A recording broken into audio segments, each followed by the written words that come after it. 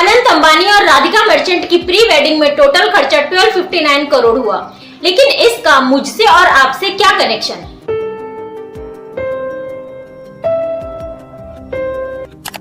तो कनेक्शन है। इस टाइम मुकेश अंबानी की टोटल नेटवर्थ 7.6 लाख करोड़ है और उन्होंने अपने बेटे अनंत अंबानी की प्री वेडिंग में अपनी टोटल नेटवर्थ का 1% से भी कम खर्च किया है। लेकिन वही एक आम इंसान अपनी टोटल नेटवर्थ का 20% केवल एक शादी पर खर्च कर देता है। लेकिन क्यों एक आम इंसान एक नॉर्मल सी शादी नहीं कर सकता? क्यों एक आम इंसान पर सोसाइटी का इतना ज्यादा प्रेशर होता है कि उसे शादी में इतना ज्यादा खर्चा करना है? क्यों एक आम इंसान अमीरों को देख देख कर सोचता है कि वो भी ऐसे ही ग्रैंड वेडिंग करेगा? इंडिया में एशियन टाइम से ही शादी लोगों की जिंदगी का अहम हिस्सा रही है। हिंदू धर्म में इसे गृहस्थ जीवन की शुरुआत के रूप में देखा जाता है। लेकिन उस टाइम शादियां इतने ग्रैंड लेवल पर नहीं होती थी। आजादी के बाद इंडिया में कई सारी प्रॉब्लम्स थी। 1965 में भारत पाकिस्तान के युद्ध के बाद इंडिया में फूड शॉर्टेज बहुत ज्यादा बढ़ गई। तब उस टाइम के प्रधानमंत्री लाल बहादुर शास्त्री जी जय जवान जय किसान का नारा लेकर आए और देश में हो रहे फूड शॉर्टेज को रोकने के लिए गाइडलाइन जारी की गई कि कोई भी फैमिली किसी भी फंक्शन में अपने घर में 25 लोगों से ज्यादा लोगों को खाना नहीं खिलाएगी। सरकार के इस गाइडलाइन का पालन करने के लिए लोग शादियों के कार्ड पर छपवाने लग गए कि सरकार की गेस्ट कंट्रोल गाइडलाइन का पालन किया जाना है। लेकिन फिर 1960 में इंडिया में ग्रीन रेवोल्यूशन हुआ जिससे फूड शॉर्टेज फुलफिल हो गई, जिसके कारण अब शादियों में ज्यादा लोगों को बुलाया जाने लगा। लोग शादियों में इतना ज्यादा पैसा फूकते हैं, ग्रैंड वेडिंग करते हैं। इसका एक कारण बॉलीवुड भी है। 2018 में अनुष्का शर्मा और विराट कोहली की शादी हुई। इस शादी के बाद दिल्ली में चांदनी चौक मार्केट में एक शॉप ओनर ने बताया कि हर दुल्हन अनुष्का जैसा लहंगा चाहती है। रणवीर आलिया ने अपनी शादी में जिस तरह से हल्के कलर के कपड़े पहने थे, पूरी वेडिंग की थीम व्हाइट सेटअप पर बेस्ड थी। इंडिया में आजकल इस तरह की शादियां खूब ट्रेंडिंग में हैं, जिन्हें व्हाइट वेडिंग के नाम से जाना जाता है। हम आपके हैं कौन, दिल वाले दुल्हनिया ले जाएंगे और हम साथ साथ हैं, इन मूवीज में शादी को एक ग्रैंड फंक्शन की तरह दिखाया गया है। और हम ये बहुत अच्छे से जानते हैं कि इंडियन सिनेमा का हमारी सोसाइटी पर कितना गहरा असर पड़ता है। लोग मूवी में जिस तरह की शादियों को देखते हैं, रियल लाइफ में भी उसी तरह की शादी करने के बारे में सोचते हैं। भले ही शादी के लिए लोन लेना पड़े। इंडिया में 60% शादियां लोन लेकर होती हैं और कई बार तो लोन का पैसा ना चुका पाने के कारण बंधुआ मजदूर बनकर रह जाते हैं ब्याज चुकाते चुकाते। पूरी दुनिया में भारतीय लोग शादियों पर सबसे ज्यादा खर्चा करते हैं। लेकिन गजब की बात है कि भारत दुनिया के अमीर देशों में नहीं आता है। मतलब सिंपल सा फंडा है कि भारत की अर्थव्यवस्था तहस नहस हो जाए, लेकिन लोग शादी धूम धड़ाके से ही करेंगे। और जो लोग शादियों पर इतना ज्यादा खर्चा करते हैं, उनमें से 80% लोग उस खर्चे को अफोर्ड तक नहीं कर सकते। इंडिया में वेडिंग मार्केट का साइज 3.5 लाख करोड़ है। Research and trade development society की 2022 की रिपोर्ट के अकॉर्डिंग 23 नवंबर से 15 दिसंबर तक इंडिया में इन 23 दिनों में करीब 32 लाख शादियां हुई। और ये जो 32 लाख शादियां इन 23 दिनों में हुई, जानते हो इसमें खर्चा कितना हुआ? 3,75,000 करोड़ रुपए। और अब एक बार शादियों में मिलने वाले गिफ्ट्स पर नजर डालते हैं। पहले शादियों में ऐसे गिफ्ट्स दिए जाते थे जो शादी के बाद कपल्स को काम आए, लेकिन आज के टाइम पे लड़के वाले गिफ्ट्स के नाम पर अपने एक्सपेंसिव को पूरा करने की कोशिश करते हैं। जैसे कि लड़के को कोई बिजनेस करना है तो शादी में गिफ्ट के नाम पर पैसे मांग लेता था ताकि बाद में उन पैसों से बिजनेस किया जा सके। शादियों में गिफ्ट पर टोटल खर्चा 19% का होता है और गिफ्ट्स पर लड़की वालों को ज्यादा खर्चा करना पड़ता है। शादी में जो भी गिफ्ट्स मिलता है उस पर एक लड़की का परिवार 7 गुना ज्यादा पैसे खर्च करता है लड़के वालों से, और लड़की वालों को दहेज अलग से देना पड़ता है। इंडिया में हर साल 60,000 करोड़ की केवल ज्वेलरी खरीदी जाती है। 5,000 करोड़ के होटल रूम बुक किए जाते हैं। डेकोरेशन पर 14% का खर्चा आता है। इवेंट प्लानिंग पर 12% का खर्चा आता है और कैटरिंग पर 30% का खर्चा किया जाता है। लेकिन फिर भी लोग शादी में किसी चीज में कमी निकाले या ना निकाले, लेकिन खाने में कमी जरूर निकालते हैं, ये बोलकर कि खाना अच्छा नहीं था। ये वही लोग होते हैं जो रेडी पर 10 रुपए का चाट खाकर पत्थर चाट जाते हैं, लेकिन शादियों में कितना ही अच्छा खाना बना लो, लेकिन कमी निकालने से नहीं चूकते हैं। आजकल शादियों में एक नया खर्चा और जुड़ गया है और वो है फोटोशूट। इंडिया में वेडिंग फोटोग्राफर के पैकेज 50,000 से 2 लाख तक है। शादियों में वेस्ट स्पेंड भी बहुत ज्यादा होता है। एक रिपोर्ट के अकॉर्डिंग शादियों में 40% प्रिपेयर्ड फूड फेंका जाता है। अकेले बेंगलोर में जो शादियां होती हैं उसमें हर साल 950 टन खाना फेंका जाता है, जिसकी एस्टिमेटेड वैल्यू 300 से 400 करोड़ है। और ये सब हमारे देश में तब हो रहा है जब हमारे देश में करोड़ों लोग भूखमरी से मर रहे हैं।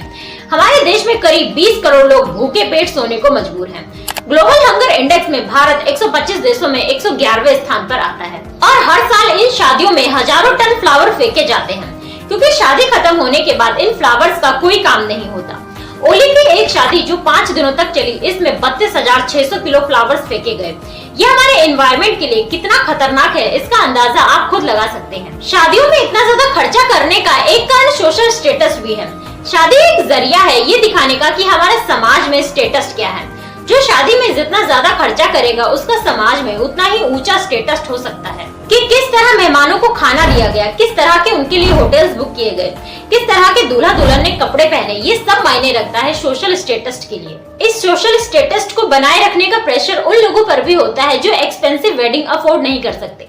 जैसे कि यूपी के एक किसान ने अपनी बेटी की शादी के लिए 3.5 लाख रुपए का लोन लिया। उसके बाद बेटे की शादी के लिए जमीन को गिरवी रखकर 5.5 लाख रुपए का लोन लिया। लेकिन शादी के बाद लोन का पैसा न चुका पाने के कारण उस किसान ने सुसाइड कर लिया।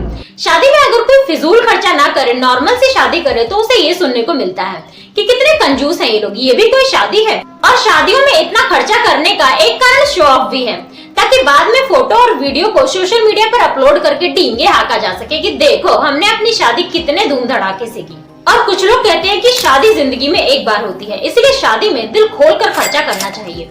लेकिन उस टाइम लोग ये भूल जाते हैं कि एक दिन की खुशी के लिए जिस लोन के पैसे से वो शादी कर रहे हैं, शादी के बाद भी कई सालों तक उसकी किस्तें चुकाते चुकाते उनके प्राण निकल जाएंगे। एक्सपेंसिव वेडिंग का पॉजिटिव और नेगेटिव दोनों इफेक्ट पड़ता है। पहले पॉजिटिव चीजों की बात करते हैं। वेडिंग एक ऐसी इंडस्ट्री है जो कभी भी लॉस में नहीं जाएगी, जिसका पता हमें इस न्यूज से चलता है कि पेंडेमिक का खतरा पूरी तरीके से टलने के बाद 2022 के लास्ट 2 महीने में लगभग 3.75 lakh crore rupees Indian wedding पर खर्च किए गए। और वेडिंग इंडस्ट्री की ग्रोथ 22% की थी। मतलब कि इकोनॉमी तहस नहस हो जाए, लेकिन इंडिया शादी पर खर्चा जरूर करेंगे। इन एक्सपेंसिव वेडिंग के कारण कई सारे स्मॉल बिजनेस क्रिएट हो रहे हैं। वेडिंग इंडस्ट्री के कारण कई सारे लोगों को रोजगार मिल जाता है, जैसे कि फ्लावर वाले, कैटरिंग वाले, वेटर, कुक, सबको काम मिल जाता है। डेस्टिनेशन वेडिंग के कारण टूरिज्म भी प्रमोट होता है। लोग शादियों में खर्चा करते हैं, जिसके कारण इकोनॉमी को बूस्ट मिलता है। लेकिन इन एक्सपेंसिव वेडिंग का नेगेटिव साइड भी है। ब्राइड की फैमिली पर वेडिंग का ज्यादा खर्चा उठाने का प्रेशर होता है और ब्राइड की फैमिली से गिफ्ट के साथ साथ डाउरी भी मांगी जाती है। और जो लोग लोन लेकर शादी करते हैं, जब वो लोन का पैसा नहीं चुका पाते हैं तो बाद में सुसाइड कर लेते हैं।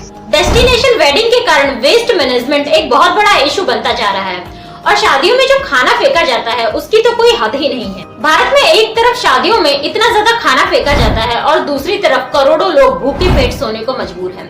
एक रिपोर्ट के अकॉर्डिंग 40% प्रिपेयर्ड फूड शादियों में फेंका जाता है। शादियों में जो इतना ज्यादा खर्चा होता है, ये डायरेक्टली या इनडायरेक्टली उन लोगों को भी ग्रांट वेडिंग करने के लिए फोर्स करता है जो उस खर्चे को अफोर्ड नहीं कर सकते। अब शादियों में जो इतना ज्यादा खर्चा हो रहा है, जिसके कारण लोगों पर प्रेशर दिया जाता है कि वो भी इस तरह की ग्रांट वेडिंग करें। इन सब का सोल्यूशन क्या है? मुकेश अंबानी जैसे लोग जो शादियों पर करोड़ों रुपए खर्च करते हैं, इन लोगों को देखकर ये सोचना कि हम भी ऐसे ही ग्रांट वेडिंग करेंगे एक बेवकूफी है। बल्कि उन लोगों से कुछ सीखना चाहिए जिनके पास करोड़ों पैसे हैं, लेकिन उसके बाद भी शादी बड़े ही नॉर्मल तरीके से करते हैं। जैसे कि एक्ट्रेसेस यामी गौतम ने अपनी शादी बड़े ही नॉर्मल तरीके से करी। उन्होंने अपनी शादी में केवल क्लोज फैमिली मेंबर्स को बुलाया और यामी ने अपनी शादी में अपनी माँ की साड़ी पहनी थी। और ये फेसबुक वाले भैया, इनके पास कितना ज्यादा पैसा है ये मुझे आपको बताने की जरूरत नहीं है, लेकिन उसके बाद भी इन्होंने अपनी शादी बड़े ही नॉर्मल तरीके से करी। कोई धूम धड़ाका नहीं, कोई शो ऑफ नहीं। तो लोगों को कुछ सीखना है तो इन जैसे लोगों से सीखे, ना कि मुकेश अंबानी जैसे लोगों से, क्योंकि वो मुकेश अंबानी है, उनके पास बेशुमार पैसा है।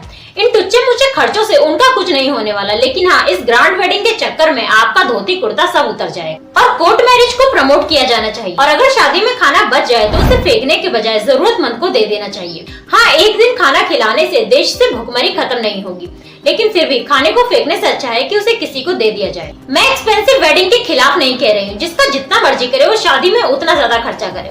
जिसका मन 500 करोड़ रुपए खर्च करने का करता है वो 500 करोड़ रुपए खर्च करे, और जिसका मन 5000 रुपए खर्च करने का करता है वो 5000 रुपए करे। मेरा पॉइंट बस इतना है कि किसी भी फैमिली पर ये प्रेशर नहीं होना चाहिए कि वो एक एक्सपेंसिव वेडिंग करे। तो ये थी आज की वीडियो पसंद आई हो तो वीडियो को लाइक करके चैनल को सब्सक्राइब कर देना, ताकि ऐसी इन्फॉर्मेटिव वीडियो आप तक पहुंचती रहे। Thank you.